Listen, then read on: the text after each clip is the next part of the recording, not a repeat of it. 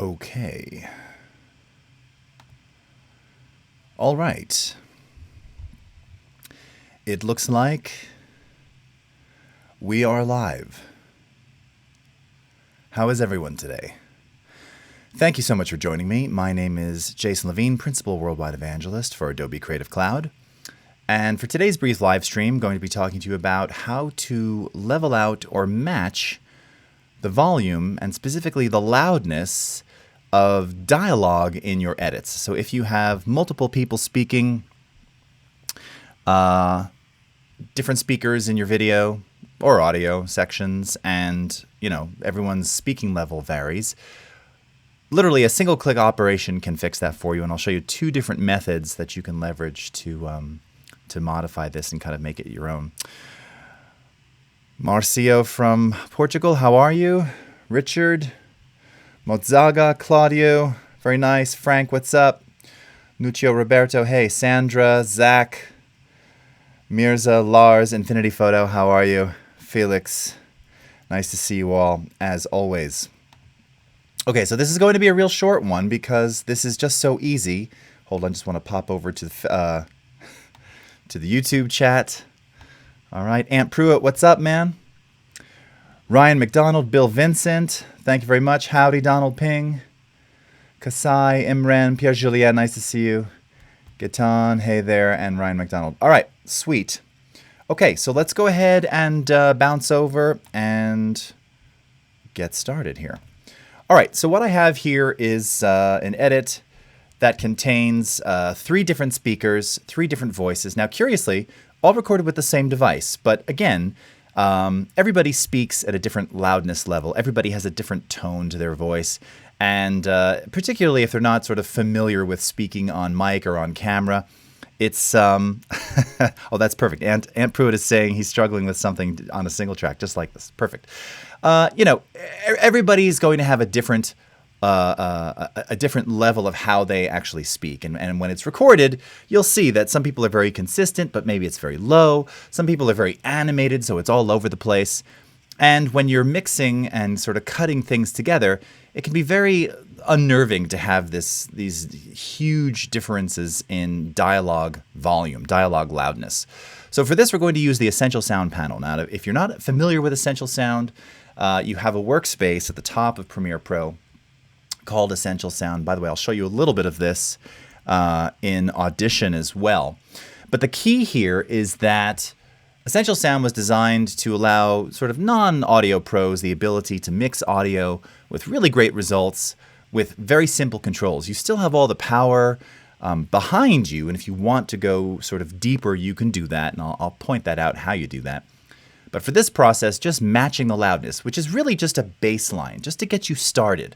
I often talk about using this specifically for dialogue or even music. You've got lots of different music that you're going to be using as underscore for your edits. It's a great way to make all of your music files the same loudness. So you can kind of just start, again, at a baseline level and then tweak it and go further from there.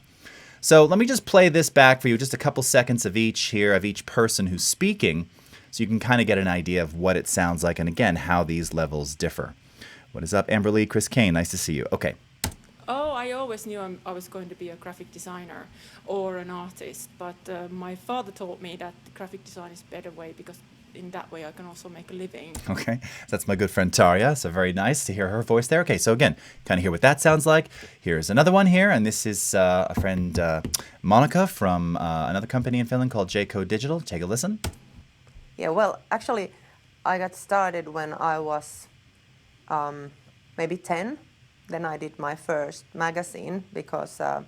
Okay, so again, a little bit louder, again, a bit more even in this particular recording. These were all recorded, by the way, with the iPhone. I often talk about using the iPhone as a secondary recording device. It's phenomenal with the standard voice recorder, by the way, not using any special app. The standard comes with the phone voice recorder, held about 6 to 8 inches away from your mouth. It's fantastic. It's fantastic for capturing dialogue. I use it pretty much all the time. Sometimes I'll use a lav or a boom as just another capture. 99% of the time, if it's done with the iPhone, I'll use the iPhone track. It just sounds better. Okay, and then the last one here is my good buddy Fuzzy, and take a listen to this. When everything is working, when the timing is just right, and you're sort of like talking back and forth with your instruments. You just sort of feel what's going on. Nothing else is going on. Okay, so you can kind of get an idea, right? Different voices, different tonalities, different pitches, and then just the volume levels vary. And if you take a look, even just at the waveforms themselves, this kind of gives you an idea. You can see that this one is sort of the loudest of the three. Here, Fuzzy's speech is, tends to kind of go up and down quite a bit. And Tarja's speech is fairly even, but not as loud as the first one. So a perfect real example of the kinds of things we face all the time. All right? Super cool. So how does this work? Okay, well, the first thing is, and the way that Essential Sound works by definition, is you need to tag all of your clips that are dialogue as dialogue. And you'll look up at the top here with nothing selected. You'll see that you have, 4 types: dialogue, music, sound effects, and ambience. Well, I've already gone ahead and tagged all of the dialogue ahead of time. So when you do that, and if you click away and there's nothing selected, if you simply tap on dialogue here, this will now automatically select all of your dialogue clips. So this is key, right? You throw all your stuff in your timeline, your selects, everything else. You've got your secondary audio that you're using as opposed to camera audio, although you can do this for all. Keep in mind, if you run this on camera audio, if it's the onboard mic, usually has some kind of auto gain compensation. So if you apply loudness matching, that was probably just a fallback, fail-safe to have secondary audio.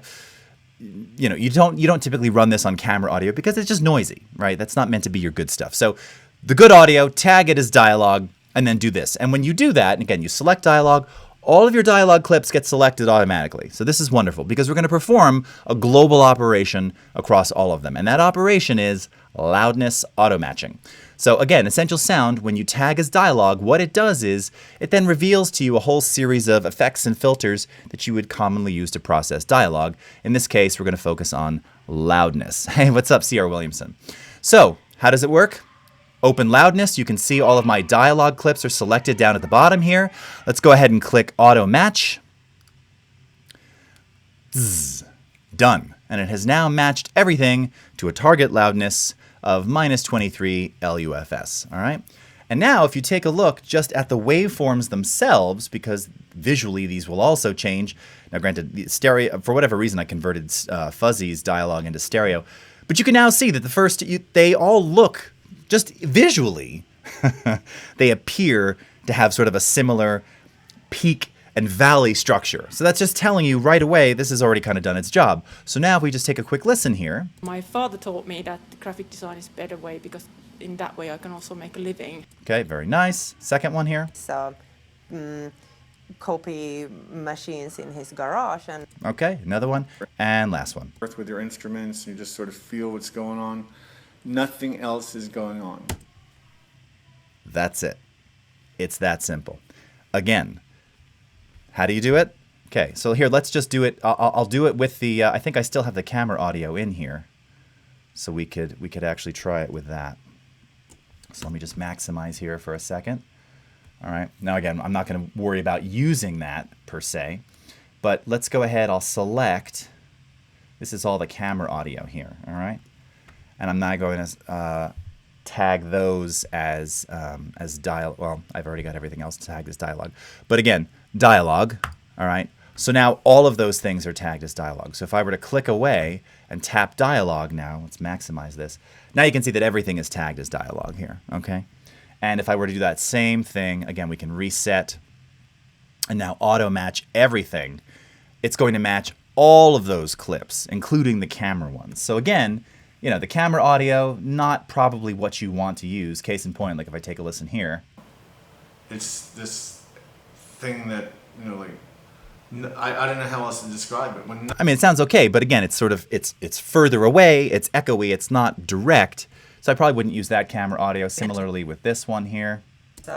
My father had this. They all have that same kind of room sound because the camera's, a good several feet away from the speaker. So you get the idea. So again, tag your clips as dialogue.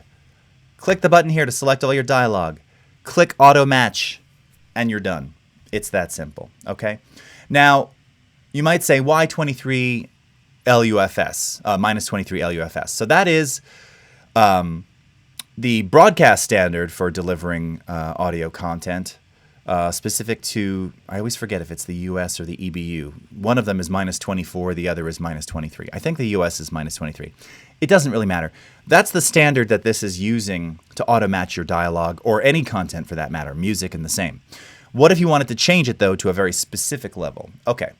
Now, this is slightly more involved, but this is something else that you could do in Audition and then send the dialogue back. Now, until we have a two-way dynamic link, this is maybe a little less than ideal, but this is something that you could also do in a batch. So if you have tons and tons of clips and you want them all to be a very specific loudness level, you can do that too. So here's what I'm going to do. Let me go to my, let me pull up my history panel here for a second, which is here. All right, hold on. So I'm going to step back. Okay, and everything is somewhat restored to normal here, I think. Okay, these may be still affected, I can't tell. It doesn't really matter. Okay, so let's go ahead and I'm going to send this whole sequence over to Audition, all right? Like this. It's going to prepare the sequence for me, send it over to Audition. Now again, the reason I'm showing you this is specifically because this will give you additional options for modifying program loudness, all right? So let's go into our essential video here. I'll just open up the essential sound panel, all right? And let's unmute this. Back to this one here. Okay, yeah, perfect. So they're not. Let's see if it's still tagged as dialogue. It is. So again, amazing. Notice I didn't have to reset all of those as dialogue. It knows. Also notice the color schemes exactly the same. These are some of the things we've done to unify this between Premiere and Audition. So now we're in here. Now again, I could go into loudness and I could tap auto match and the same thing would happen. It would auto match to -23 LUFS. However, if you go up to the Essential Sound flyout menu, in Audition you see that we have this master template view. If you go into master template view, this now allows you, again, let's go into dialogue, to set those targets. So if I wanted my dialogue, for instance, all to be -16 LUFS, okay? I can set it here. And now I could actually save that as a preset, all right? So I could have, you know, specific, I think it's just, there's only the default in here. Yeah. So I could say this is dialogue -16 LUFS. Okay? So I can always recall that. If I go back to the default, this should be -23.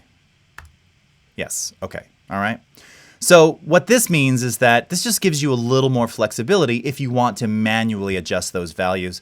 You know, that's really for if you know what you're doing in audio, that's why you'd come over here to do that. Additionally, there's a third way that you can take all audio clips and make them all the same, which is another panel in Audition that is actually called Match Loudness. Now, this is done in a modal sort of way, meaning that you need to have sort of your files on one side and this panel open on the other. And then what this will allow you to do, let's just say if I were to take all of these wave files, let's drag those in there, and then I'll take these waves and drag those in there. So I'm going to just drag everything in, all right? First thing you do is you analyze the loudness, okay? And you'll see that it does just that. And this is going to tell you everything about all these files. So if you take a look, again, like for the most part, they're all pretty similar. Now, this particular series of interviews, you can actually see they're like 20 dB quieter than everything else. So again, this is why we use this. This is what people run into all the time. You think 20 decibels? How could it be so much quieter? Well, it could just be the way that the person was speaking. It could be the way that it was captured. There could be a number of things. It's just not that uncommon. And because we're recording by default these days in 24-bit, that gives us 140 decibels roughly of dynamic range.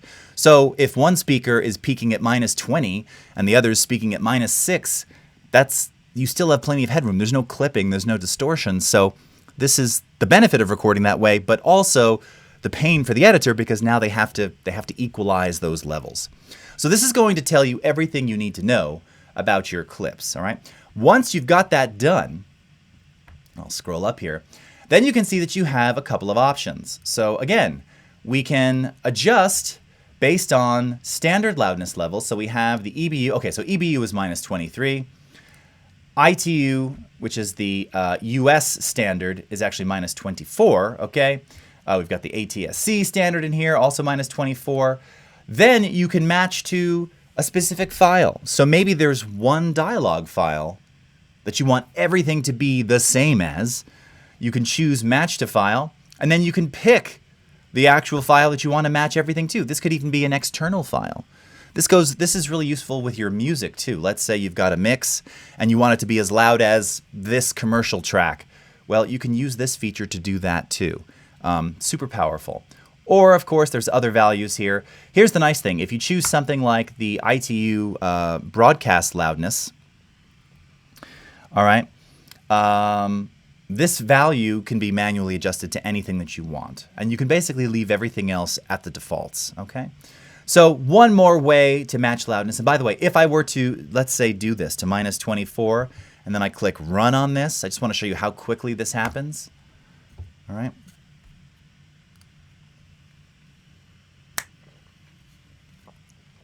It's done. What's up, Robzilla?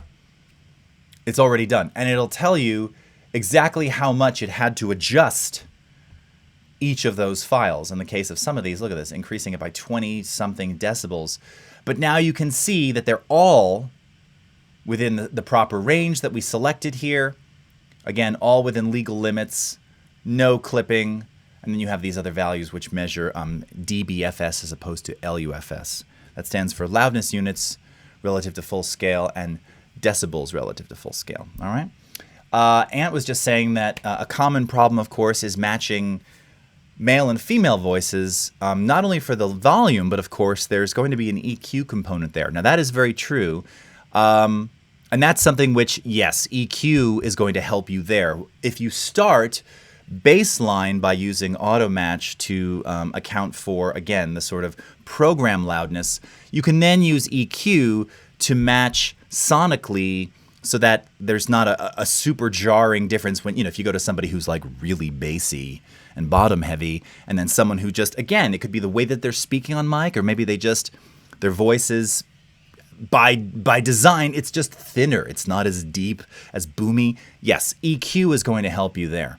And typically for the kind of things that you'll run into, again, warmth can be in a lot of different places, but sort of muddy boominess, 150 to around 350 hertz, particularly for male voices, if you're trying to pull some of that out so that it just sounds a little more like some of the other voices, somewhere between 150 and 350 hertz. On the opposite end of that spectrum, when things are a little too bright or crispy, between, say, 5,500 hertz and 8,500 hertz, that's kind of your upper mid-range presence range. Things, again, depending upon what mic it was captured with, how they're speaking, if they're off-axis, attenuating those frequencies can help if someone's too bright and the other's a little too warm.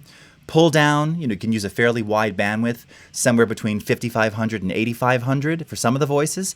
And then, again, attenuate maybe somewhere between 150 and 350 for some of the darker, bassier voices, and you'll kind of meet in the middle. And that's ultimately what you're trying to do.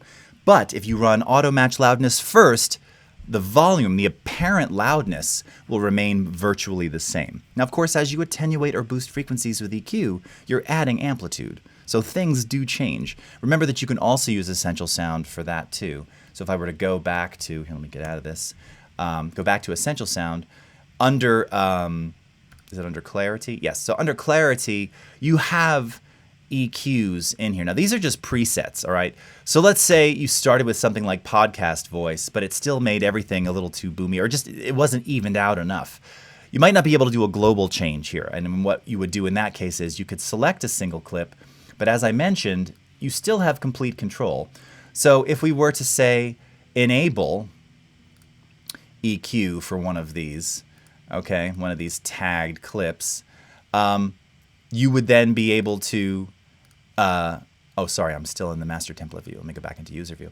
You would then be able to modify the individual parameters, because when you add EQ or add any of these repair functions or add dynamics, which is compression, what you'll see is that those effects, and this is the same in Premiere Pro, they actually appear as clip effects. And in Audition, they'll appear in the effects rack. If we were to go into Premiere Pro, here, let's select our dialogue again, and I'm just going to turn on EQ.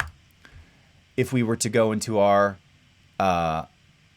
effects controls and select these audio clips, here's where you'll find those settings. And you can see it's a 10-band graphic equalizer. So, you know, if this clip were a little boomy, I might come in here.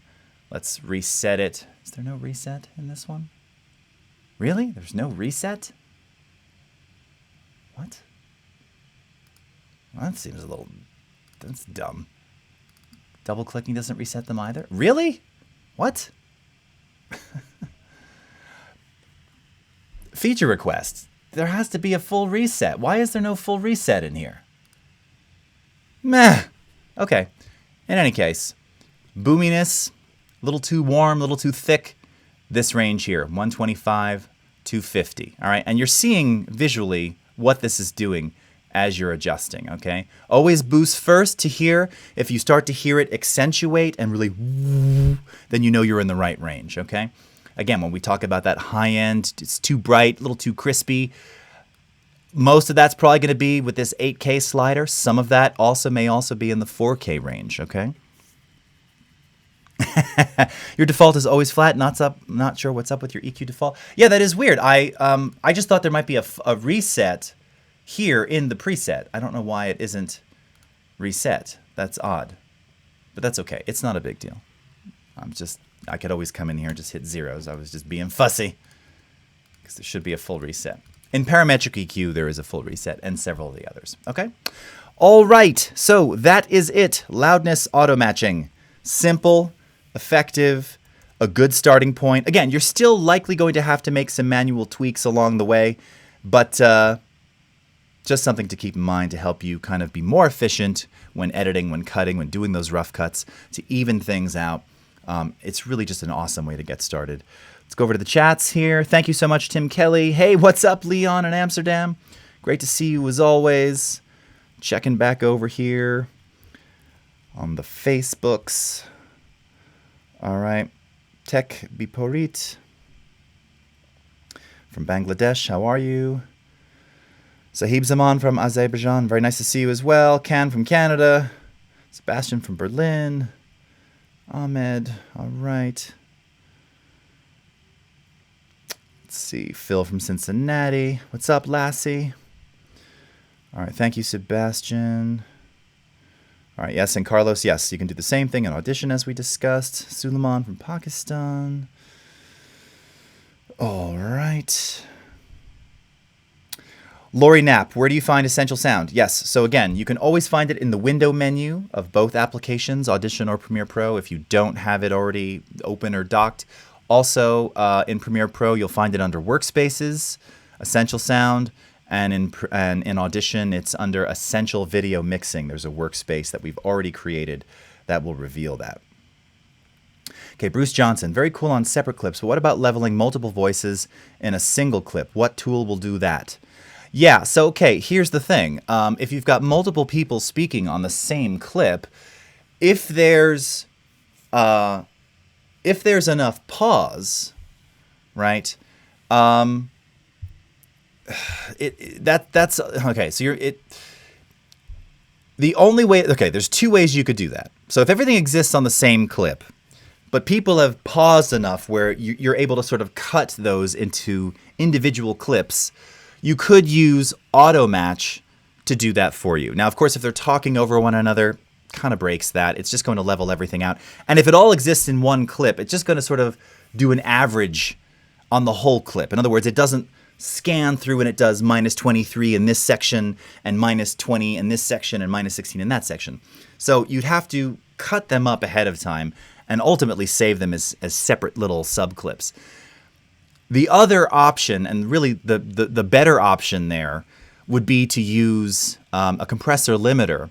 So that way when different people are speaking on the same clip, based on their threshold levels, it will affect them differently. again, that may not be completely ideal, because if you've got someone super loud and someone super quiet, your compressor settings, I mean, they're not really dynamic in that sense. So you kind of have to figure out a way to separate them, you know. Otherwise, you just limit the whole thing and make everything super loud, but then you're going to deal with potentially noise and other artifacting. So, yeah, I mean, it's not ideal. So the best way to tackle it is if you can cut it up and kind of separate each of the speakers, you can then treat those clips independently. You can treat them as a group. You could batch the whole thing. You don't have to click it a million times.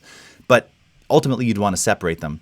Otherwise, again, you're just it's not necessarily going to be perfect. Okay.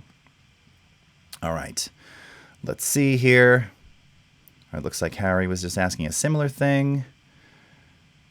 Amy, you're so nice. Thank you very much. John Lanford, use your phone for audio. Well, that's just wrong. I mean, don't get me wrong, my friend. I've got an arsenal of great mics. The iPhone for dialogue, it just works. I mean, it works, and it's small, right? And believe me, if you're on sort of run and gun shoots, which is usually what I do, the fewer the cables, the fewer the things you can have to get in the way, the better. Like I said, I'll always typically have a boom, some other pro-level mic that I would consider more of a secondary, but if I've got the iPhone close and can get them to hold it or just position it 8 inches from their chin, it's awesome. It's great. And this is an engineer telling you that. Right? This is like just a fan who digs Apple products. Like, as an audio engineer, it's great. Okay. Let's see if there's any other questions. Okay.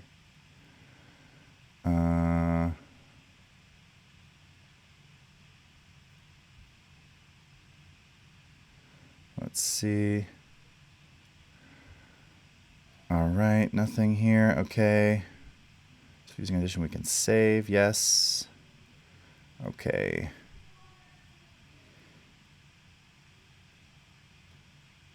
All right. And Harry, to answer your question, it's not one or the other. It can be a combo of the two, because by nature it will apply some limiting if certain files based on the loudness level that you set would be out of range. It can and theoretically could be applying limiting as well. So it just depends. Now, as far as pre-EQ or post-EQ, you know, that's a choice. People ask that all the time. There's no right answer there. It just depends. Now, if you're going to be, again, in this case, most of this stuff was being attenuated. So, and then the rest of it is just basic clip gain, based on, because these levels weren't, there was plenty of headroom to begin with. So, again, pre-EQ, probably not as necessary, particularly when things were quiet or softer, because you weren't necessarily hearing them at the level that you want. It just depends. People always ask, pre or post compression. Sometimes it's a combination of the two. Sometimes there's an area where you're going to use one or the other or both. Okay? All right. Okay. Looks like we've got all the questions here. Just checking over to YouTube. Anything else? All right. All right. Kasai, regarding mixing dialogue, I face a problem when listening to the video on my phone. The music sounds louder than when watching on my computer. Should I export 2 versions? Again, that's more to do with the listening environment. So if it sounds louder on one and quieter on the other, then you probably just want to do a remix, not necessarily 2 versions. Your phone speakers, there's no bass there, right? I mean, there's no, so it's going to sound brighter. It's going to accentuate mids and upper mids. So yeah, music might sound more intrusive if you haven't attenuated enough or scooped it out enough so that the dialogue punches through. Whereas if you're on sort of flat or full program speakers, it's going to sound more balanced, in which case dialogue may punch through because, there's less bass there and more of that in the music, so you're kind of hearing it in a more natural way. That's really just, that's more of a mixed practice, Yes, you can do separate mixes for mobile, but realistically, people consume the same content from the same location on multiple devices. they won't sound the same. Your TV is not going to sound the same as your iPhone, it sound the same as studio speakers. So it's really just refining the mix and generally trying to mix on very flat speakers, or if you're good with headphones, just understanding what sort of a flat response is so that it sounds basically, intelligible and decent everywhere, and that just takes time and practice. All right. Well, that's it. Okay, everyone. Well, thank you so much for joining me. Enjoy your weekend wherever you are in the world. I will not be streaming with you next week, but a week from Monday, we'll begin 5 days of Back from NAB, deep diving into some of the latest features in Premiere Pro, After Effects, Audition, and Character Animator. So that'll be starting on Monday, the 29th of April. Start with Premiere, spend a day in Premiere, and then After Effects, Audition, another Premiere day with Mogerts, and then Character Animator on that Friday. So you want to check that out. In the meantime, have a great rest of your morning, evening, afternoon, wherever you are in the world, and we'll see you again next time. Take care, everybody. Bye-bye.